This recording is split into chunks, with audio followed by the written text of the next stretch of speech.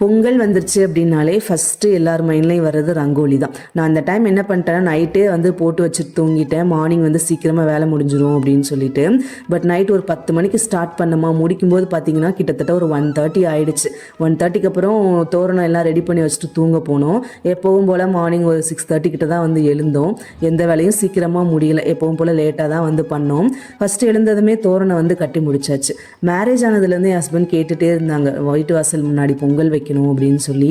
ஒரு வருஷம் கூட என்னால் பண்ண முடியல, பட் இந்த டைம் பண்ணலாம் அப்படின்னு சொல்லிட்டு பிளான் பண்ணியிருந்தோம். பட் இந்த டைம் பண்ணக்கூடாது அப்படின்னு சொல்லியிருந்தாங்க. ஸோ எப்பவும் போல் சிம்பிளாக குக்கரில் பொங்கல் வச்சுட்டு சாமியும் கும்பிட்டு முடிச்சாச்சு. லஞ்சுக்கு சாம்பார், பூசணிக்காய், மொச்சிக்காய், அப்புறம் உருளைக்கிழங்கு இதெல்லாம் ரெடி பண்ணியிருந்தேன். எனக்கும் சரி என் ஹஸ்பண்டுக்கும் சரி இந்த பூசணிக்காய்னா சுத்தமாக பிடிக்காது. பட் அந்த பொங்கல் அன்னைக்கு ஃபார்மாலிட்டிக்கு பண்ணணும், ரொம்ப நல்லது அப்படின்னு சொல்லுவாங்க. அது எனக்கு ரீசன் என்னன்னு தெரியாது. உங்களில் யாருக்காச்சும் தெரிஞ்சிச்சு அப்படின்னா என்ன ரீசன்னு எனக்கு மறக்காமல் கமெண்ட் பண்ணுங்கள், நான் தெரிஞ்சுக்கிறேன். எங்களோட பொங்கல் இந்த மாதிரி தான் செலிப்ரேட் பண்ணியிருந்தோம். உங்களுக்கு எப்படி பூஜைன்னு சொல்லிட்டு சொல்லுங்கள்.